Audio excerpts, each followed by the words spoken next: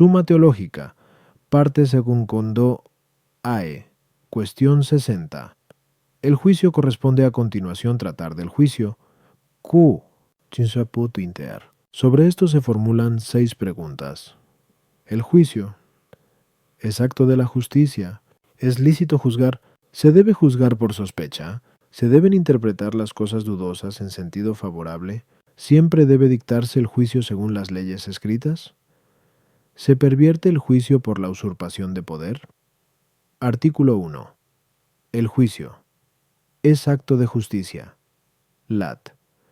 Objeciones por las que parece que el juicio no es acto de justicia. Pumorizo. Afirma el filósofo en iEthic que cada cual juzga bien las cosas que conoce. Y así el juicio parece pertenecer a la potencia cognoscitiva. Mas esta facultad se perfecciona por la prudencia, luego el juicio pertenece más bien a la prudencia que a la justicia, que reside en la voluntad, como se ha expuesto Kota. 50 foto. Tú, dice el apóstol en 1 Corinthios 2:15. El hombre espiritual juzga todas las cosas, y el hombre se hace espiritual, sobre todo por la virtud de la caridad, que es infundida en nuestros corazones por el Espíritu Santo que nos ha sido dado, como dice Rom 5:5. Luego el juicio le compete más bien a la caridad que a la justicia. 3. A cada virtud corresponde el juicio recto sobre su propia materia, porque el hombre virtuoso es regla y medida en cada cosa, según dice el filósofo en Ethic. Luego el juicio no pertenece más a la justicia que a las demás virtudes morales. Pero el juicio parece pertenecer únicamente a los jueces. Pero el acto de la justicia se halla en todos los hombres justos. Por tanto, ya que no son solo los jueces justos, parece que el juicio no es acto propio de la justicia. Contra esto está el Salmo 93:15, que dice: hasta que la justicia venga a hacer juicio. Respondo.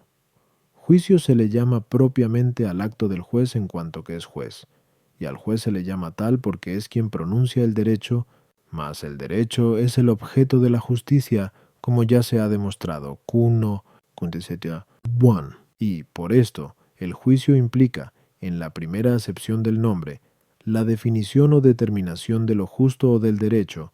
Por otra parte, el que alguien defina bien en las obras virtuosas proviene propiamente del hábito de la virtud, como por ejemplo, el casto determina rectamente las cosas que pertenecen a la castidad, de ahí que el juicio, puesto que comporta la recta determinación de lo que es justo, corresponda propiamente a la justicia, por lo cual dice el filósofo en Ethic, que los hombres acuden al juez como a cierta justicia animada.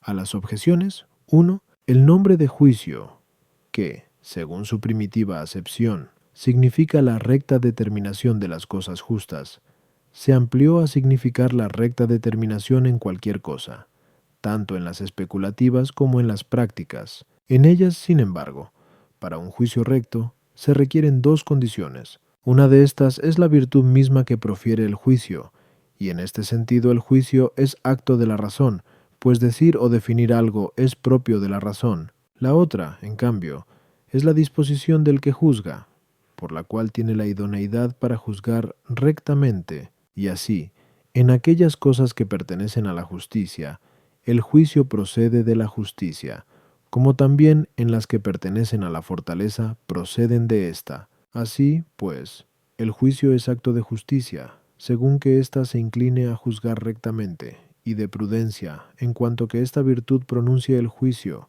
De ahí que también la sinesis, o sentido moral, perteneciente a la prudencia, sea llamada virtud del buen juicio, según lo antes expuesto, Kitu 21 las 3. El hombre espiritual tiene inclinación, por el hábito de la caridad, a juzgar rectamente de todas las cosas, según las reglas divinas, por las que pronuncia el juicio mediante el don de sabiduría, como el justo, por la virtud de la prudencia, pronuncia el juicio según las reglas del derecho. El resto de las virtudes ordenan al hombre en sí mismo, pero la justicia lo ordena a otro, como se desprende de lo dicho. Se toca 58 a tú, mas el hombre es dueño de las cosas que le pertenecen. Sin embargo, no lo es de las que pertenecen a otro. Y por esto, en aquellas cosas que se refieren a las otras virtudes, no se requiere sino el juicio del hombre virtuoso, considerando, no obstante, el nombre de juicio en su sentido lato, según lo dicho, ad 1, pero en aquellas cosas que pertenecen a la justicia, se requiere el juicio ulterior de algún superior que sea capaz de arguir a ambos y poner la mano sobre ellos. Job 11:33. Y por esta razón el juicio corresponde a la justicia más especialmente que a alguna otra virtud. Far. La justicia en el príncipe es como virtud organizadora, pues manda y prescribe lo que es justo. Mas en los súbditos es como virtud ejecutiva y sirviente, y, por tanto, el juicio que comporta la determinación de lo justo pertenece a la justicia, en cuanto que reside de un modo muy principal en quien preside la comunidad. Artículo 2. ¿Es lícito juzgar? Lat. Objeciones por las que parece que no es lícito juzgar. 1. No se impone pena sino por lo ilícito, pero a los que juzgan les amenaza una pena que evitan los que no juzgan, según el texto de Mt 7:1.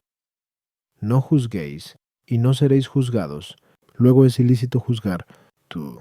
Dice Rom 14:4. ¿Quién eres tú para juzgar al siervo de Dios?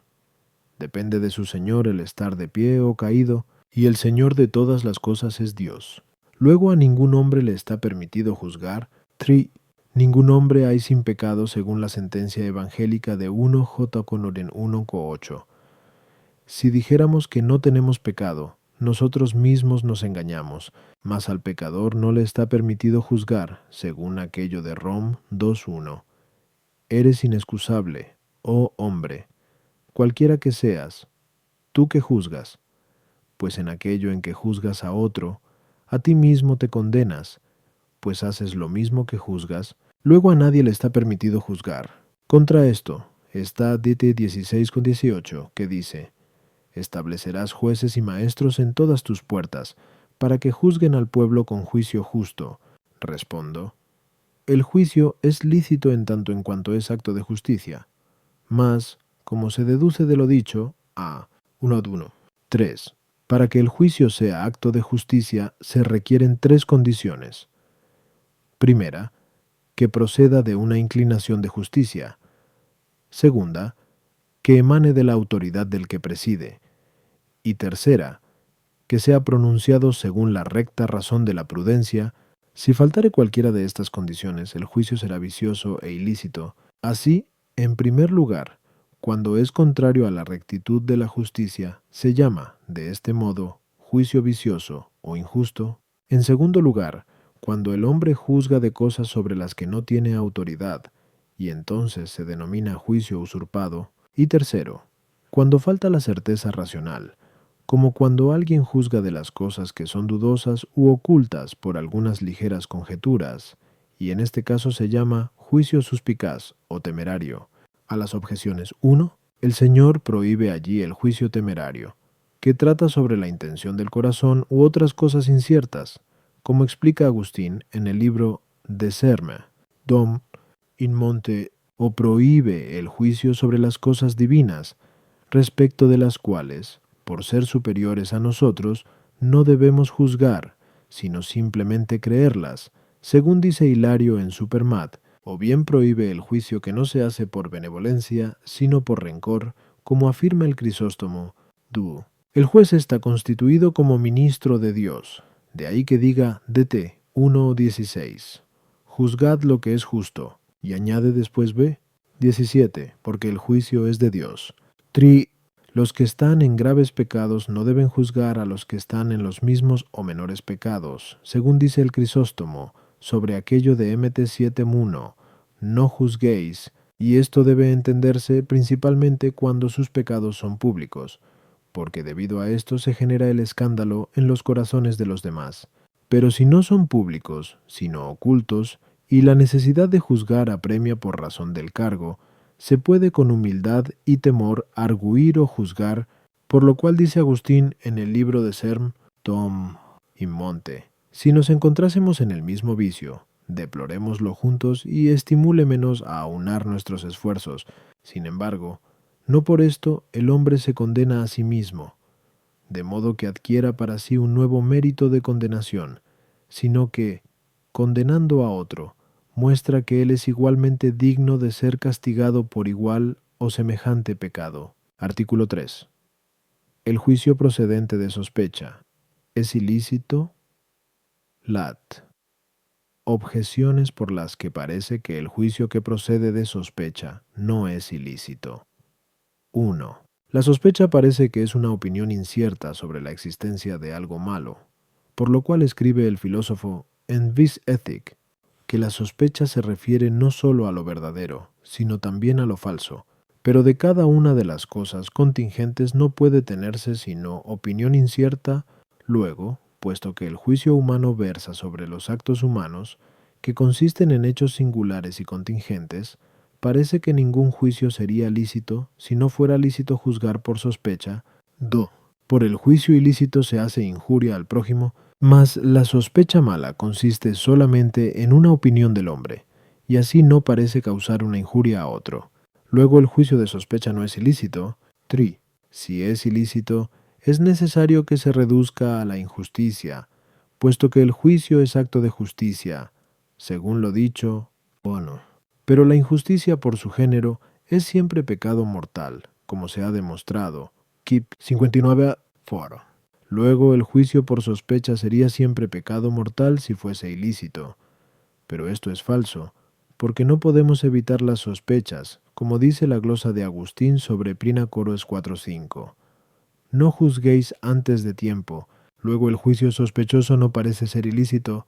Contra esto está el Crisóstomo, que sobre MT 7,1. No juzguéis. Dice, el Señor por este mandato no prohíbe a unos cristianos el corregir a otros con benevolencia, pero sí el que por jactancia de su justicia unos cristianos desprecien a otros, odiándoles y condenándoles a menudo por sospechas solamente. Respondo, como dice Tulio, la sospecha implica una opinión de lo malo cuando procede de ligeros indicios, y esto puede ocurrir de 3 modos. Primero, porque uno es malo en sí mismo, y por ello, como conocedor de su malicia, fácilmente piensa mal de los demás, según aquellas palabras del Ecleon 10.3. El necio, andando en su camino, y siendo el estulto, a todos juzga necios. Segundo, puede proceder de tener uno mal afecto a otro, pues cuando alguien desprecia u odia a otro, o se irrita y le envidia, piensa mal de él por ligeros indicios, porque cada uno cree fácilmente lo que apetece. En tercer lugar, la sospecha puede provenir de la larga experiencia, por lo que dice el filósofo, en segundo red, que los ancianos son grandemente suspicaces, ya que muchas veces han experimentado los defectos de otros. Las 2 primeras causas de la sospecha pertenecen claramente a la perversidad del afecto, mas la tercera causa disminuye la razón de la sospecha, en cuanto que la experiencia aproxima a la certeza, que está contra la noción de sospecha. Y por esto la sospecha implica cierto vicio, y cuanto más avanza ésta, tanto es ello más vicioso. Hay, pues, 3 grados de sospecha. Primero, cuando un hombre, por leves indicios, comienza a dudar de la bondad de alguien, y esto es pecado leve y venial, pues pertenece a la tentación humana, de la que esta vida no se halla exenta, como se aprecia en la glosa sobre Prina Cor 4.5. No juzguéis antes de tiempo. El segundo grado es cuando alguien, por indicios leves, da por cierta la malicia de otro, y esto, si trata sobre algo grave, es pecado mortal, en cuanto no se hace sin desprecio del prójimo, por lo cual la glosa añade, aunque, pues, no podemos evitar las sospechas, porque somos hombres, al menos debemos suspender nuestros juicios, esto es, nuestras sentencias firmes y definitivas. Tercero, es cuando algún juez procede a condenar a alguien por sospecha. Esto también pertenece directamente a la injusticia, y por ello es pecado mortal. A las objeciones. 1. En los actos humanos se encuentra alguna certeza, no como en las ciencias demostrativas, sino en la medida en que conviene a aquella materia. Por ejemplo, cuando algo es probado por testigos idóneos, tú, por el hecho mismo de que alguien sin causa suficiente tenga de otro mala opinión, le desprecia indebidamente y por tanto le injuria. Sí. Puesto que la justicia y la injusticia tienen por objeto las operaciones exteriores, según se ha dicho,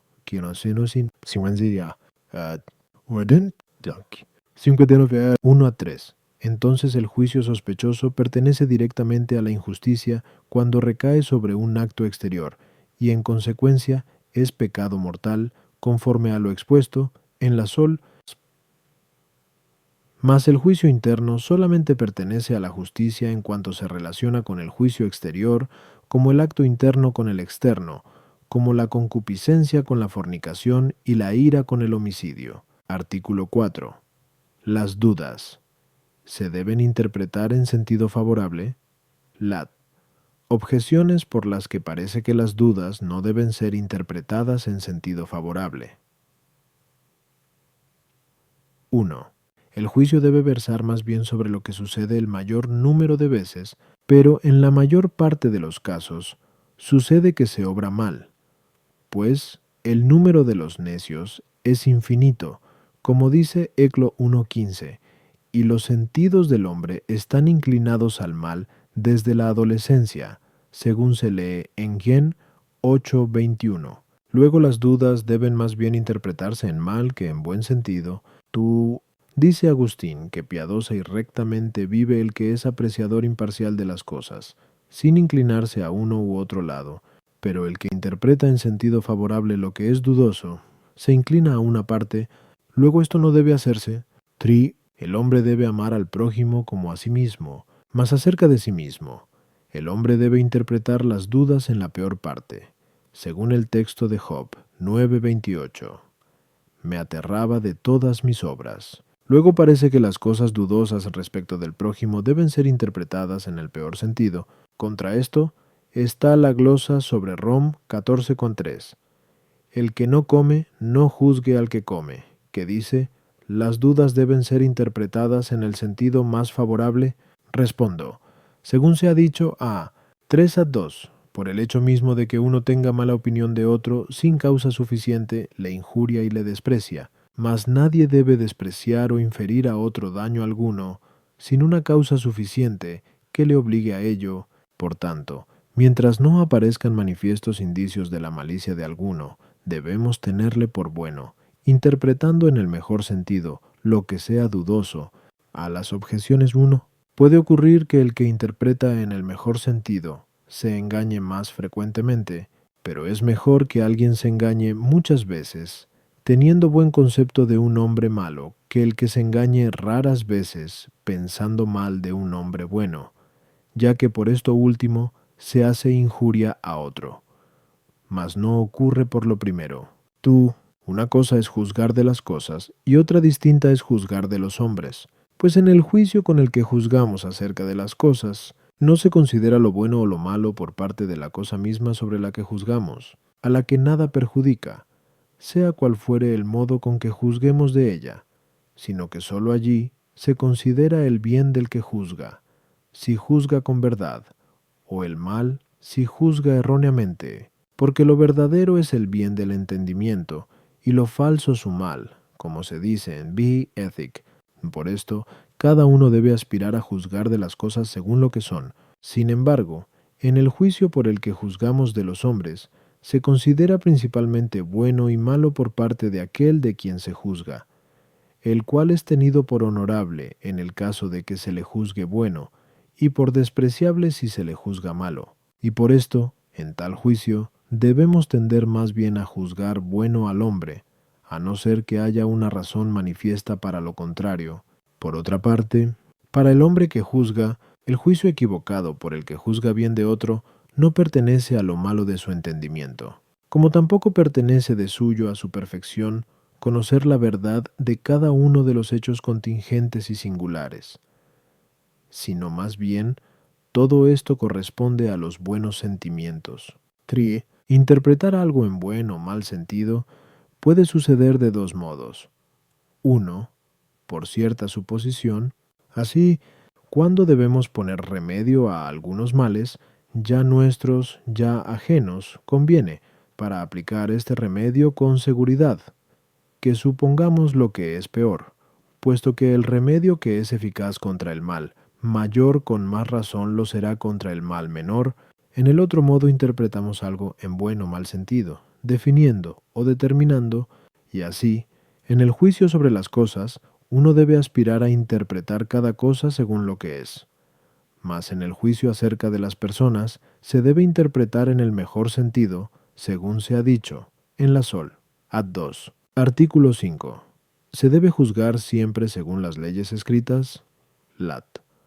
Objeciones por las que parece que no siempre se debe juzgar según las leyes escritas.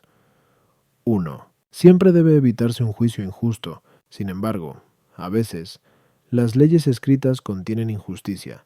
Según aquello de Is 10,1. Hay de los que establecen leyes inicuas y han escrito injusticia. Luego, no siempre debe juzgarse según las leyes escritas. Tú. El juicio debe versar sobre sucesos particulares, pero ninguna ley escrita puede abarcar todos los sucesos singulares.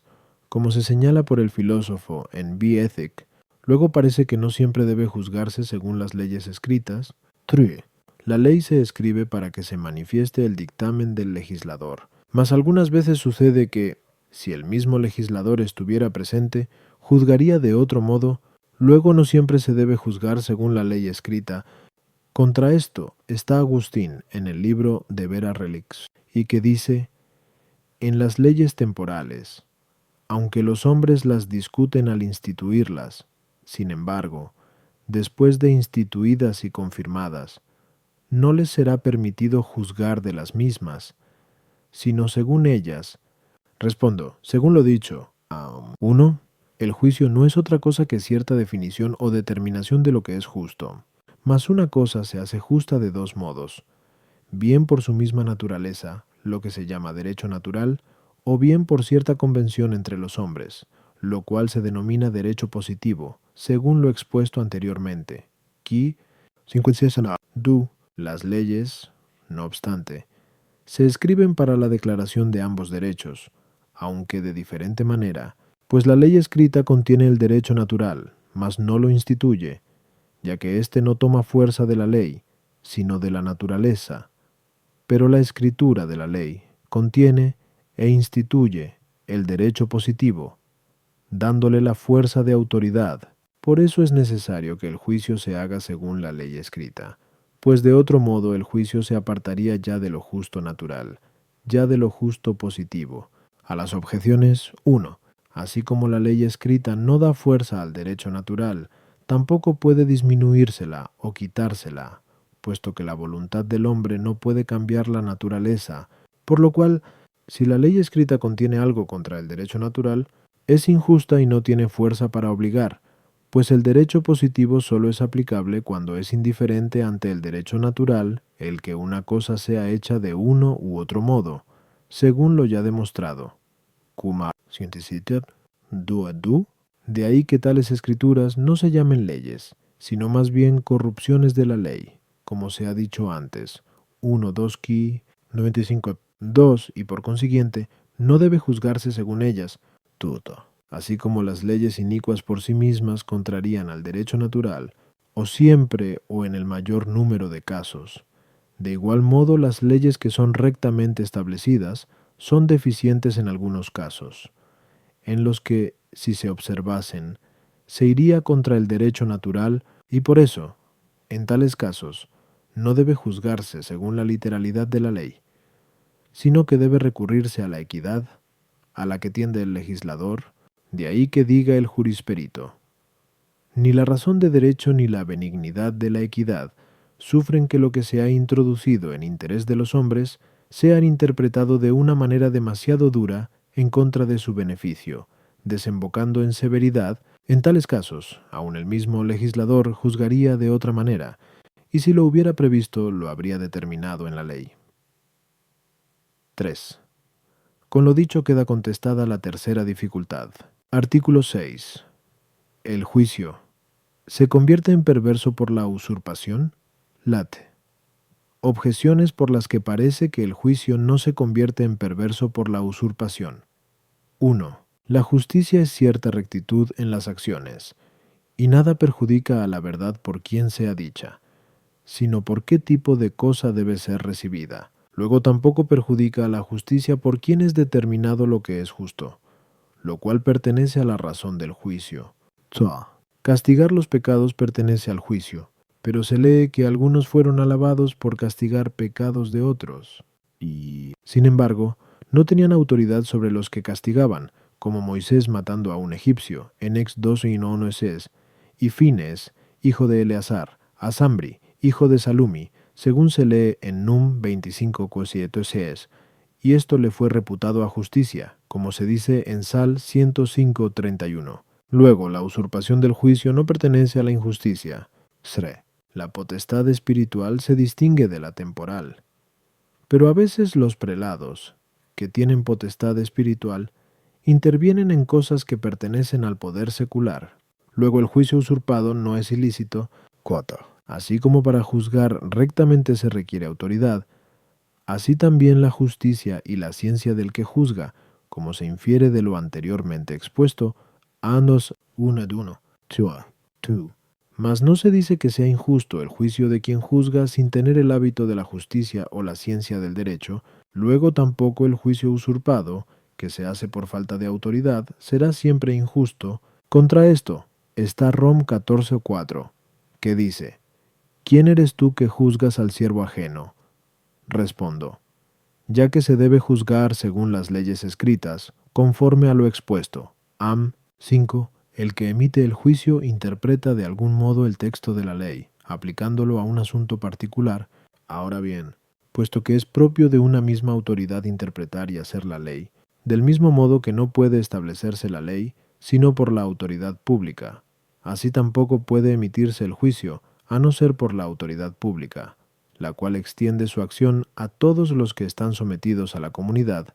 Por tanto, lo mismo que sería injusto que alguien obligase a otro a observar una ley que no hubiera sido sancionada por la autoridad pública, también es injusto que alguien obligue a otro a sufrir un juicio que no haya sido pronunciado por la autoridad pública. A las objeciones. 1. El hecho de proferir la verdad no conlleva compulsión a recibirla, sino que es libre para cada uno el recibirla o no, según quiera. Pero el juicio implica cierta coacción, y por esto es injusto que alguien sea juzgado por quien no tiene autoridad pública. Moisés parece haber matado al egipcio como investido de autoridad, por inspiración divina, según aparece por lo que se lee en Act 7:25. Matando al egipcio pensaba Moisés que entenderían sus hermanos que el Señor, por su mano, había de dar la salvación a Israel. También puede decirse que Moisés mató al egipcio defendiendo con moderada y legítima defensa al que sufría una injuria, y de ahí que Ambrosio, en el libro de Office, diga que quien no repele la injuria hecha al compañero cuando puede, es tan culpable como el que la hace, y pone como ejemplo el de Moisés. Incluso puede decirse, como dice Agustín en Questionibus Exod, que así como se alaba la fertilidad de la tierra que produce hierbas inútiles, pensando en las buenas semillas venideras, así aquel acto de Moisés fue culpable en sí, pero revelaba indicio de gran fecundidad, es decir, en cuanto que era signo de la energía con que había de librar al pueblo. Respecto a Finés, debe decirse que lo hizo por inspiración divina, impulsado por el celo de Dios, o porque, aunque todavía no era sumo sacerdote, era sin embargo hijo de éste, y a él pertenecía este juicio, como también a los otros jueces a quienes esto estaba mandado. Ex 22:20, Lev 20, D 13:17. La potestad secular está sometida a la espiritual como el cuerpo al alma, y por esto no hay juicio usurpado si un prelado espiritual interviene en los asuntos temporales respecto de aquellas cosas en que esta potestad temporal le está sometida, o respecto de aquellas otras que a ella le son delegadas por la potestad secular. 4. El hábito de la ciencia y el hábito de la justicia son perfecciones propias del individuo, y por tanto no se le llama al juicio usurpado por la carencia de éstas, como ocurre por falta de pública autoridad, de la cual el juicio toma su fuerza coercitiva.